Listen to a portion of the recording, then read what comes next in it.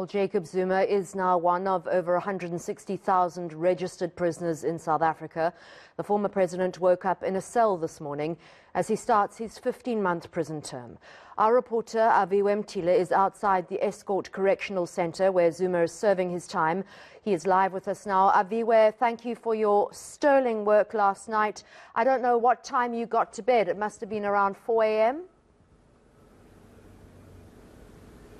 Early hours of the morning, Annika, just to sleep a couple of hours before we're back at the Estcourt Correctional Services. This, of course, follows the arrest of former President Jacob Zuma, entering this facility at about 1:20 last night. It's heavily guarded at this very moment by the National Task Team. Heavy police presence as well, as the former president spent his first night behind the prison cells here. Annika, I can tell you it was something of a movie in terms of the convoy that was making its way here. The confirmation that we made us really certain about whether it was a former president was the coat of arms, the presidential coat of arms, in one of those black SUVs as they made their way here. I've been speaking now to a number of correctional services personnel who tell me that after we had left here at about 3 a.m., there was another convoy that came here to pledge the support, which we understand was allowed inside to talk to the former president, just giving him messages of support here. But in terms of what still needs to happen now, we understand at about 12:30 there's going to be a press briefing from the Justice and Correctional Services Minister, Ronald Mula, just to outline the correctional services operations and what's going to happen now in this matter, that in terms of the incarceration of the former president at the Estcourt Correctional Services. But in terms of what has happened, what we can tell you, Annika, at this moment, you'd understand that after that arrest and handing over by the police, they needed to hand over a J7 form. That's the warrant of arrest. Then the preparations could be made for the former president. You'd understand he would have undergone a medical examination now that is stipulated for a 6-hour period after the arrest, as well as a mental evaluation, as well as a risk assessment, because you'd understand the prisons are divided into 3 different sections in terms of the risk of the inmates themselves. There are high-risk inmates, medium, as well as low-risk inmates. Of course, those are aggravated and mitigated according to the state of the crime that you've committed yourself, the age factor as well, just as a number of other mitigating factors in terms of the length of your sentence as well. So in speaking to the Correctional Services spokesperson, Singabako Ngumalo, just on a phone call yesterday, he suggested that the president might be a low-risk inmate here, given that he's 79 years old, as well as the fact that he's serving a 15-month sentence here.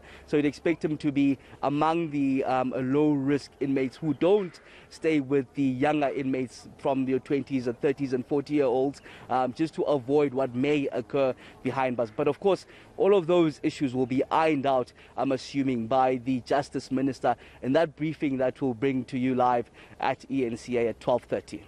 Aviwe, my guess is that although he said he's strong as an ox to some of his supporters in his court papers, he did say that he has a chronic medical condition. I would presume that he's in a secure section, single cell of the hospital wing, and that I'd be very surprised if he's been put into prison gear.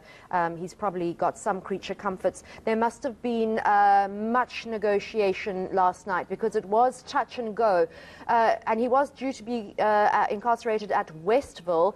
Estcourt is a much newer prison. It's pretty much state-of-the-art.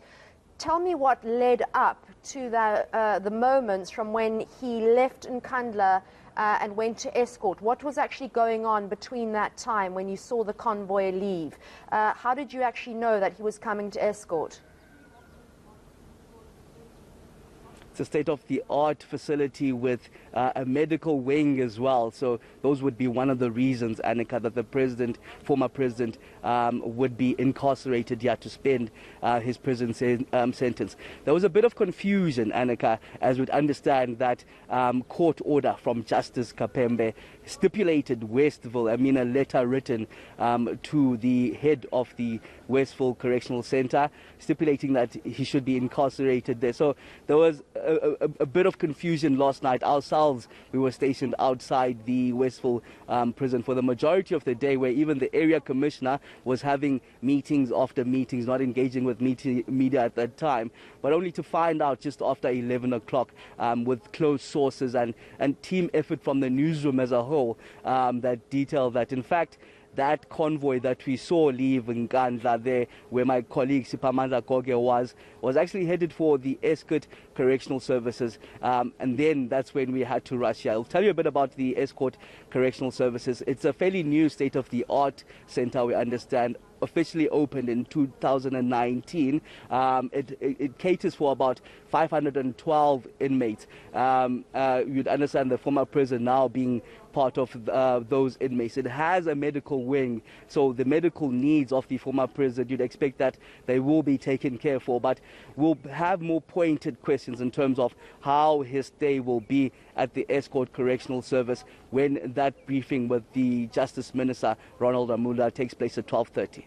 Thank you so much, Aviwe, and he'll be stationed outside Estcourt Correctional Centre for the majority of the day, and we will be keeping up to date with him. And of course, throw forward to that press briefing by the Justice Minister, Ronald Lamola, at 12:30.